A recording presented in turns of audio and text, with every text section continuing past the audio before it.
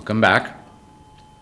Last time, we talked about how to approach a competitive analysis and strategizing your value proposition to differentiate yourself from the competition.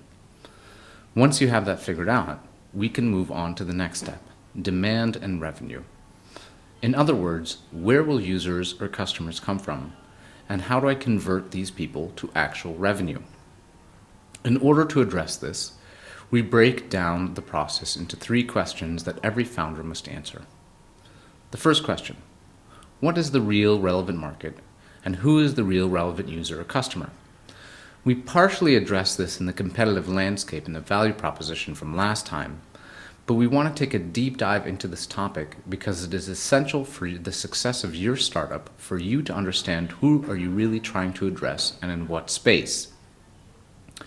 If you build it, they will come is not a viable plan. Your business has a higher probability of success if you are promoting your product to the right people at the right time and in the right place. Your user acquisition will be much more efficient and effective if you are better able to understand the size of your audience and who or where they are. In our story from the previous lecture about our dating app, we realized that our core user base will be single people who are slightly older, let's say 28 to 45. In addition, we want people who are socially active and outgoing. From our research, we found out that this target demographic exists in urban areas like New York, Chicago, or Los Angeles, but also in secondary cities like Philadelphia or maybe Seattle. We want to tie this into our goal of having our product grounded in real-life interactions. Initially, we decided around coffee shops, so urban settings work well. As an example, let's say there's 10 million people in that demographic. So 60% are urban, 40% are single, and 60% are socially active.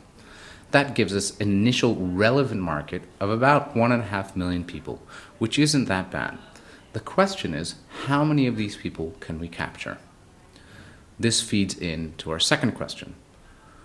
How and why do people use a product? In other words, why would anyone choose my dating app over every other option? Your business will be sustainable only if you can get customers to convert using your product. For this to happen, you need to understand the how and why of their actual decision-making behavior. What we mean by decision-making behavior is that it really is the core of the product market customer fit. Do people make decisions based on price alone, on better quality service? Maybe they make decisions based on some emotional aspect. How a potential customer makes a decision is just as important as understanding who, what, where they are. Those startups that successfully answer this question, either through design or luck or trial and error, are the ones that thrive above all others in their space. So from our dating app, people choose to use a dating app because of deep psychological reasons, feelings of emotions, belonging, loneliness, lust, a need for companionship, desire to have a family, etc. My value proposition is creating something that is based on real-world interactions in real-world settings. I can extrapolate from this that what would draw users to my product is their need for companionship, trust, and intimacy. This matches well with my desire to have real-world interactions. My marketing language around my product will reflect this as well. So now the third question. I know who, what, where my customers are. I also know how and why they would choose my product over others. But when will this happen? And when will I get money for converting from this happening? How can I plan out the logical expansion and growth of my startup?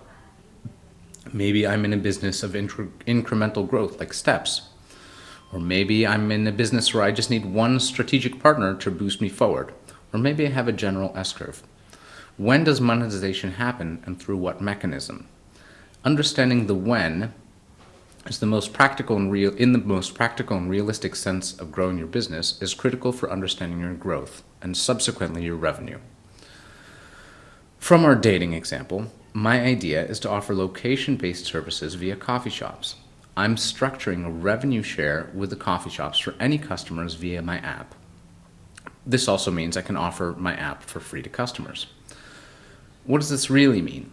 First, I can theoretically get revenue from day one. I just need to sign up the coffee shops. Secondly, a certain percentage of the end users will order, which is where I get my money from. This means, in order to increase revenue, I need to quickly grow my base of locations while at the same time aggressively market to end users. In summary, answering these three questions give you a deep understanding about the demand and subsequent revenue streams of your product. The answers you come up with to these three questions will help you create a tangible revenue stream based on insights about your monetization, your pricing strategy, growth strategy, seasonality, customer acquisition strategy, marketing messaging, and plenty of other relevant things. That's it for now. Next time we will talk about supplying, or rather creating, the product and all the expenses therein. Thank you.